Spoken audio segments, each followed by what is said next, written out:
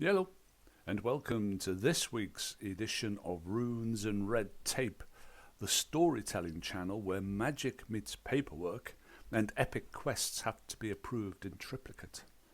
Oh, and please remember to hit that like and subscribe button. It doesn't cost you anything and it really helps the channel out.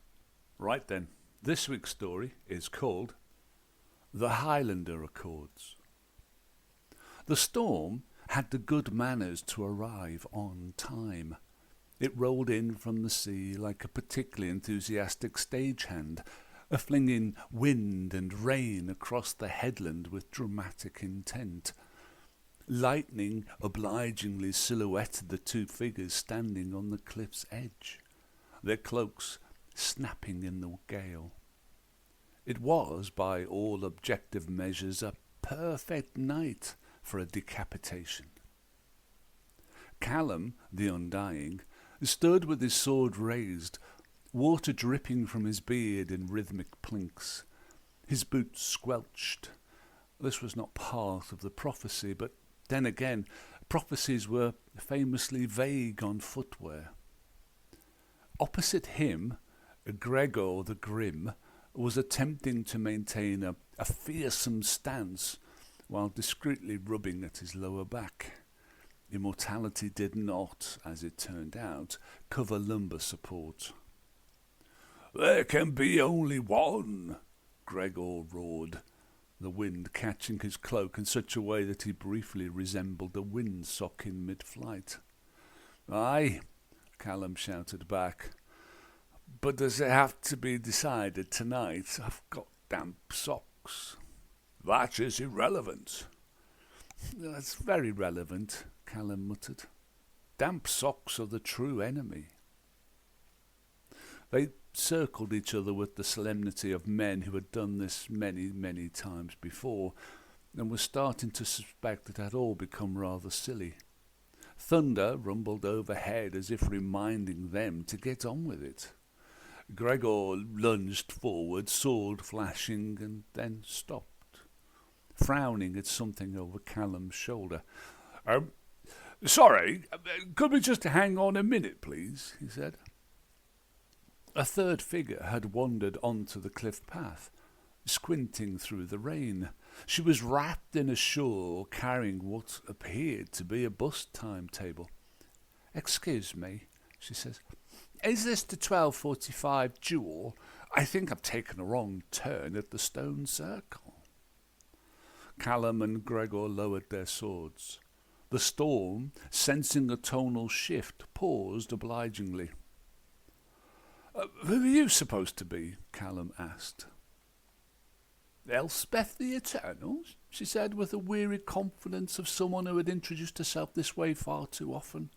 "I was headed for the gathering at Glen Cairn, but then the bus driver said the last stop was the cliff, and, well," she gestured vaguely at the void. Gregor looked at Callum, and Callum looked at Elspeth. All three looked at the weather, which by now seemed slightly embarrassed to be involved. "Well," Callum said at last, "since you're here, fancy waiting out the rain in the Abbey ruin down the hill?" Gregor opened his mouth to object on grounds of ancient honour, tradition, and the sacred duty of immortals, then sneezed violently. Yes, well," he said, sniffing. "Okay, fine then." And so, with the storm muttering in disappointed rumbles behind them, the three immortals trudged off the cliff top in search of somewhere dry, leaving the epic duel unfought and the lightning with nothing to do but strike a perfectly innocent tree in disappointment. The ruined abbey had seen better days, though admittedly most of those days involved plague, pillage, and the occasional overeager monk. Still, it offered shelter from the storm, which had by now downgraded itself from ominous to sulky drizzle. The three immortals huddled around the remains of a hearth, where Callum had coaxed a small fire into life using flint dried twigs and centuries of grim determination. Gregor sat hunched nearby, wringing out his cloak with the air of a man who had once conquered a kingdom but now faced his greatest foe, soggy wool. He rubbed his back, trying to persuade it to be reasonable. Elspeth, ever practical, had produced a thermos from somewhere within her shawl. She unscrewed the top and poured steaming tea into 3 chipped enamel mugs. "You carry tea?" Callum asked, blinking. "Well, yes, of course," Elspeth said. "You think eternal life means I've stopped appreciating a good cuppa?" Callum nodded slowly. "Fair point, well made." For a while they drank in companionable silence, interrupted only by the distant crack of the storm's half-hearted thunderclaps. Somewhere above, a owl hooted like a disappointed stage director. Gregor cleared his throat. "Right then," he began, attempting to recover some semblance of menace. "Where were we?" "About to try and lop each other's heads off," Callum said. "Again?" "Yes, well..." They stared into the fire. The flames crackled helpfully as if to say, "Well, go on then, get on with it." Callum sighed. "Gregor, how many fights have you had?" Gregor considered. 7 duels, no wait, 8. Although the last one doesn't really count. He was a bit depressed and asked me to chop his head off as he was bored with living forever. He paused. "What about yourself?" "Oh, just the one," Callum said. "The guy who taught me how to fight, actually." He sighed. "Technically, he slipped. I still see his smiling face as it left his body." Elspeth took a sip of tea. "You two are ridiculous," she said matter-of-factly. "Centuries of life, infinite knowledge, and the best you can come up with is hacking each other to bits in the rain." "Well, that's tradition," Gregor grumbled. "It's exhausting," Callum countered. "It's always the same thing. We fight, someone loses their head, there's lightning, someone else pops up 50 years later, and we do it all again. Honestly, I'm starting to feel like it's a badly written opera." Elspeth raised an eyebrow. "So don't." "Don't what?" "Don't fight. Don't chop heads, just stop." There was a pause. The kind of pause which a universe unaccustomed to heroic clashes briefly fumbled its script. Gregor frowned deeply, the furrows on his brow threatening to develop their own postal district. "That's not how it works," he said. "Well, why not?" Elspeth said. "Because there can be only one," Gregor offered. "And who exactly said that?" She shot back. "Some dramatic bloke with a sword and a catchphrase, hardly a binding agreement." Callum leaned back against the crumbling stone wall. The idea was ridiculous, preposterous, heretical to everything they'd been taught. It was also strangely appealing. "What if," he said slowly, "instead of fighting, we all just agreed to stop? No lightning, no heads rolling, just regular catch-ups over a pot of tea telling tall tales of previous conquests." Gregor opened his mouth to protest and then sneezed again. A long, soggy, resigned sneeze. Elspeth smiled triumphantly. "I know a place with proper biscuits and a big enough hall. We could call a gathering, a proper one, talk it out like sensible immortals." Callum's eyes widened. "You mean diplomacy?" She nodded. Gregor groaned into his mug, but even he couldn't muster much enthusiasm for another round of cliff-top duelling. Not with his dodgy back. "Fine," he muttered. But I'm not sitting next to Bjorn again. You know he has a wind problem. The Glen Cairn Conference Centre had once been a castle. You could still tell by the way its turrets stuck up through the modern glass atrium like confused stone mushrooms. In the foyer a banner fluttered proudly. "Welcome, Immortals. Please register at the desk. Name badges are mandatory." Inside the grand hall had been rearranged to accommodate folding chairs, a slightly sticky refreshments table and a projector that hummed ominously. One by one the Immortals arrived. First came Gideon the Gory, once the terror of the Carpathians, now wearing a turtleneck sweater and handing out business cards for his motivational speaking tour. "Slay your inner doubt." Then Myrtle the Merciless shuffled in, leaning on a halberd that looked older than most empires. She nodded at everyone with regal gravity, then asked loudly, "Will there be bingo later?" David the Destroyer made his entrance last, swathed in velvet and carrying a bottle of wine under his arm like a beloved child. He refused to speak in anything but florid riddles and sommelier metaphors. Nobody had ever successfully asked him a straight question. And then, inevitably, Steve arrived. Nobody knew where Steve came from or why. It just was. Callum, Gregor and Elspeth had been given the honour of convening the council. This was mostly because no one else volunteered. Callum stood at a rickety podium that wobbled like a nervous jelly. He cleared his throat into the microphone, which responded by emitting a feedback squeal loud enough to wake the dead, which, for this crowd, was more of a mild inconvenience. Welcome, he began, glancing at Elspeth, who nodded encouragingly.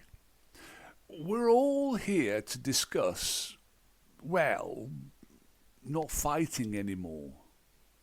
Murmurs rippled through the hall like a polite earthquake. Gregor stepped forward, attempting gravitas. For centuries, he intoned, we have battled across the ages, our swords clashing in moonlight, our heads rolling across... Car parks, Myrtle interrupted. Gregor scowled. Ancient battlegrounds. Tesco's roof, Myrtle said, adjusting her hearing trumpet. Anyway, Callum said hastily, the point is, perhaps it's time for something new. We've all been doing this for how long exactly? 2,347 years, said Gideon. I have a spreadsheet. That long?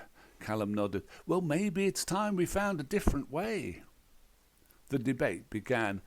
Gideon argued for spiritual growth over decapitation and offered everyone discounted tickets to his upcoming seminar, Eternity Within. Myrtle proposed they settle disputes with knitting competitions because it's good for the fingers and less messy. David gave a lengthy speech about how the blade is like a fine Beaujolais to be savoured, not spilled, which nobody understood but everybody applauded anyway.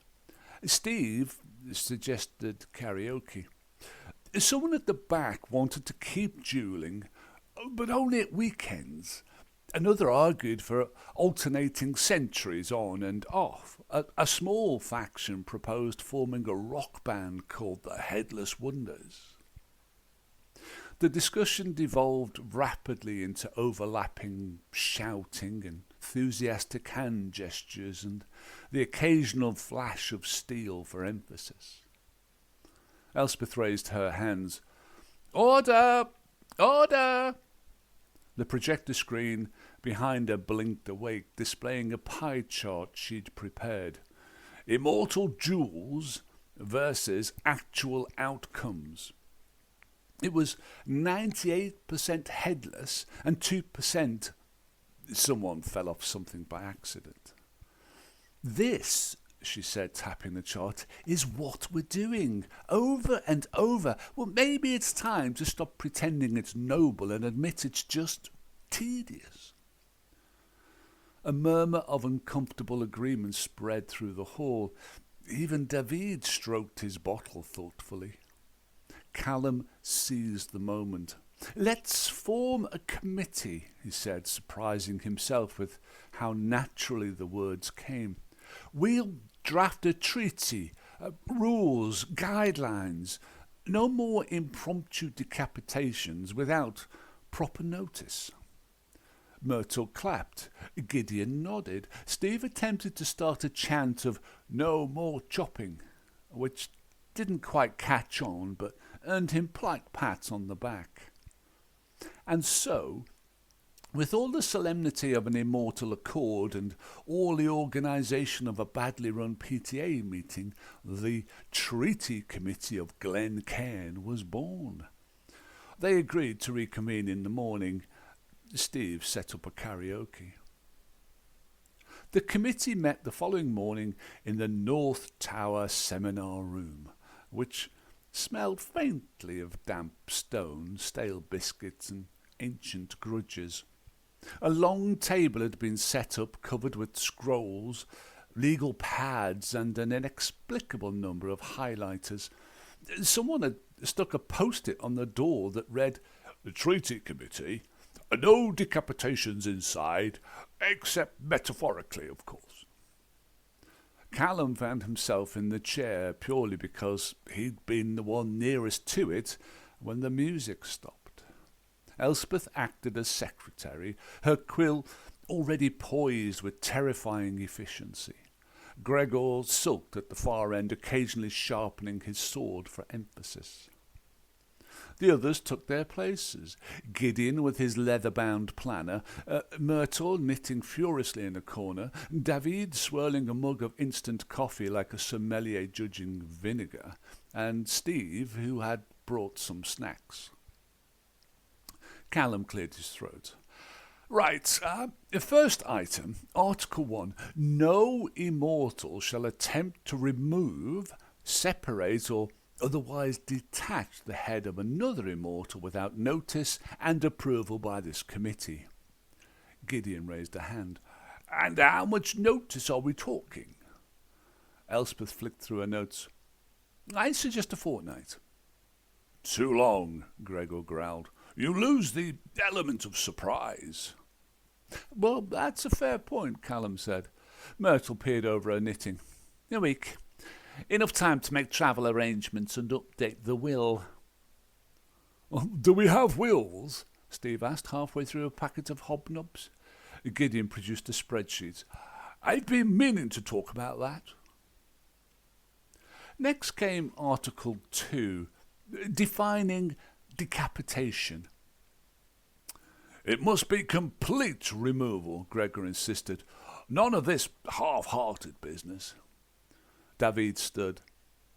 But what of the artistry? A blade that merely caresses the neck like a lover's whisper." "Sit down, David," Elspeth said without looking up.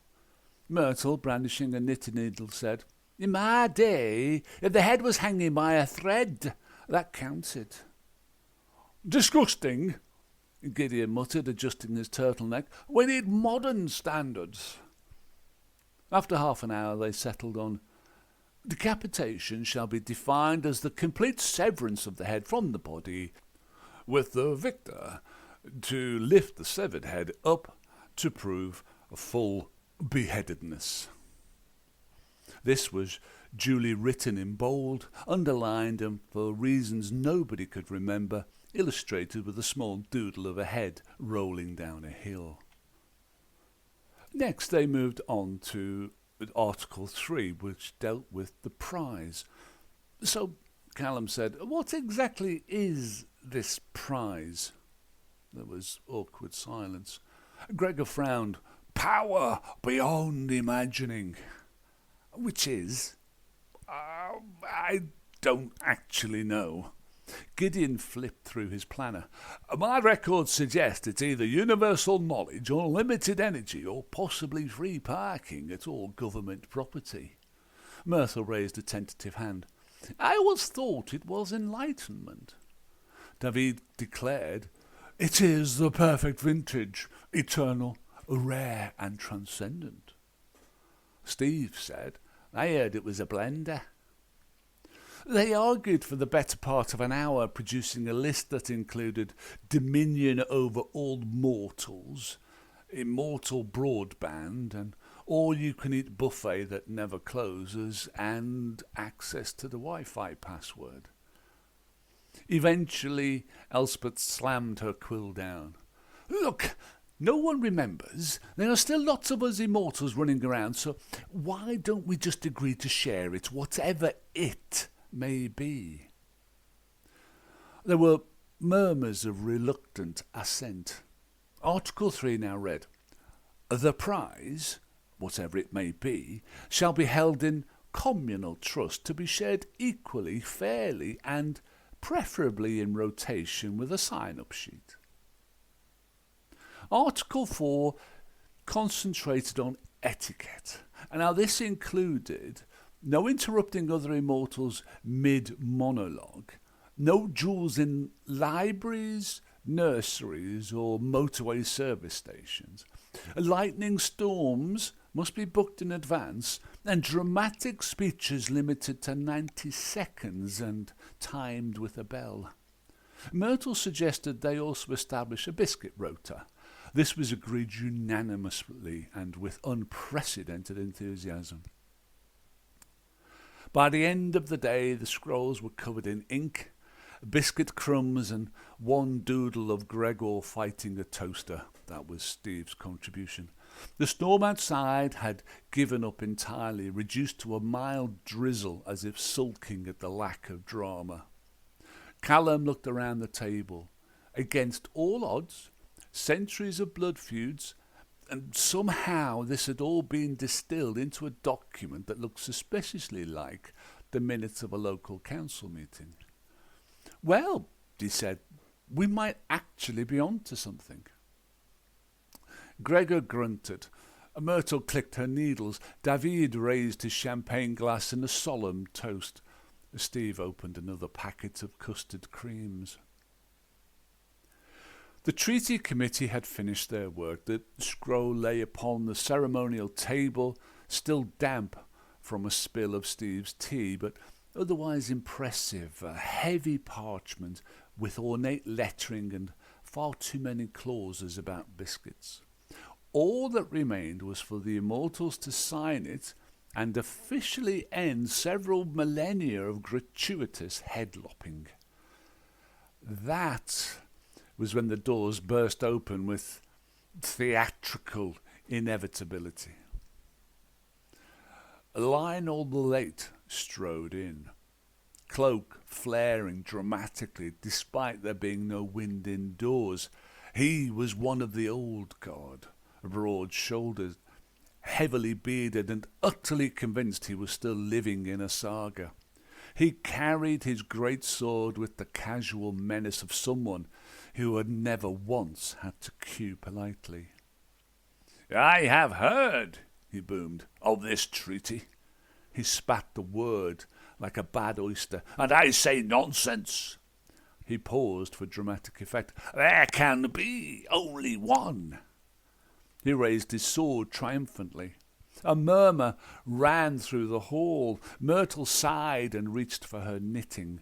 Gideon rubbed his temples. David swirled his glass. Steve reached across the table for a biscuit. Lionel slammed his sword onto the table, splintering a corner. "Who among you will face me in single combat to uphold tradition?" Gregor leaned towards Callum. "I vote not me." "Seconded," Elspeth said briskly. Lionel's glare settled on Callum, who found himself suddenly nominated by the power of dramatic convenience. "You," Lionel growled, "face me. Let lightning decide the victor, as it was, as it ever shall be." The lights flickered. Somewhere outside, a lone thundercloud hurriedly assembled itself. Old habits die hard.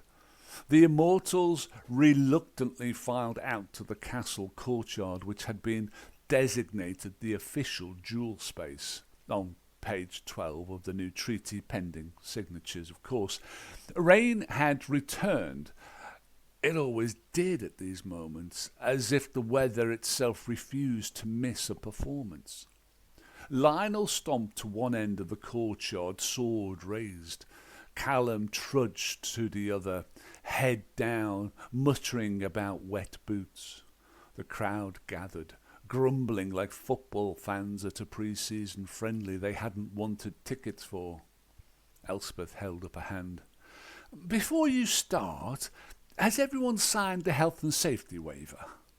Lionel ignored her. "There can be only one," he roared again, because he only had the one line. He charged and promptly slipped on a wet cobblestone. It was a magnificent slow-motion affair, cloak billowing, sword wheeling through the air, arms flailing like a startled goose. He hit the yard with a thud that echoed off the ancient walls. "Oh, my ankle!" he wheezed in pain. The gathered Immortals winced in unison. Myrtle tutted. Gideon consulted his emergency procedures checklist. Elspeth fetched a chair. Someone called for an ice pack. Lionel sat there, grimacing, as Gregor handed him his sword back. "Duel postponed," Elspeth announced, "on account of health and safety." She held up the relevant clause for the treaty for emphasis. The thundercloud overhead hesitated, rumbled half-heartedly, then wandered off. Even the lightning seemed embarrassed. Lionel tried to muster a growl, but managed only a sheepish grunt. Callum, sword still dry, patted him awkwardly on the shoulder. "Happens to the best of us," he said, "especially on wet cobbles." The crowd began drifting back inside, muttering about tea refills and signing ceremonies. What might once have been the climactic moment of destiny had been reduced to a minor health incident and a damp chair. Back in the hall, Elspeth dipped the ceremonial quill. One by one the Immortals stepped forward to sign the Treaty of Glen Cairn, the sound of scratching nibs replacing centuries of clashing steel. Even Lionel, ankle bandaged and pride slightly dented, added his flourish. And so, without a single head rolling, the age-old battle was over. Not with a bang, but with paperwork and a puddle. The following weeks were, in immortal terms, surprisingly uneventful. Where once there had been centuries of blood-soaked vendettas, there were now committee meetings about bin collection schedules. Where tradition had demanded that lightning struck dramatically, there was now the gentle hum of the village community centre's fluorescent lights. The Treaty of Glen Cairn was working. Callum had taken up teaching mindfulness classes for newly disordered Immortals. "Breathe in," he'd tell a room full of former warriors, "and then breathe out. Try not to think about decapitating the person next to you." The feedback forms were encouraging, if a little passive-aggressive. Elspeth became chair of the Treaty Oversight Board, as she ran the meetings with the brisk efficiency of someone who had once decapitated a king and then immediately reorganised his court. Minutes were taken, tea was served, and no one was allowed to speak in riddles past the 10-minute mark. Gideon opened a small bookshop in the village, specialising in the memoirs of Immortals who'd once fought epic battles but now preferred crossword puzzles. The Swords to Ploughshares book club met every Thursday, and the most heated argument they'd had so far concerned the Oxford comma. David joined a local amateur dramatic society. He played Hamlet with such intensity that several cast members had to lie down afterwards. "At last," he declared one night over wine, "I can die on stage without anyone taking my head off." Even Lionel the Late found a new calling. He became the treaty's health and safety officer. No duel, accidental or otherwise, would ever happen on his watch again. He took to carrying a whistle and a clipboard with the same ferocity he had once reserved for broadswords. Occasionally tourists would visit Glencairn, expecting to see electrifying duels and mythic battles. Instead, they found a charming little town with good scones, excellent public liability insurance, and a historical walking tour led by Myrtle, who mostly talked about biscuits. Some were disappointed, others found it oddly comforting. One evening, as the sun set over the hills, the remaining Immortals gathered on the castle ramparts. No swords, no lightning, just mugs of hot tea and the occasional digestive biscuit. Callum gazed out at the landscape. "Strange, isn't it?" he said. "All those centuries of fighting, and it ends with committee work." Elspeth sipped her tea. "Honestly, I'm surprised it took us this long. We've been around for ages. You'd think someone would have suggested a treaty before now." Lionel blew his whistle for no reason. "And no slipping hazards." They all chuckled, the easy, genuine laugh of people who no longer had to wash their necks. Quite so literally. And so, dear friends, the Immortals laid down their blades, not because of prophecy or destiny or the booming voice of Sean Connery, but because they'd finally had enough paperwork to make it official. There could have been only one. Instead, there was a council, a constitution, and a surprisingly lively book club. Because in the end, immortality isn't about taking heads. It's about learning to share the biscuits. The end. Hope you enjoyed that. If you did, please like, subscribe, all the usual stuff.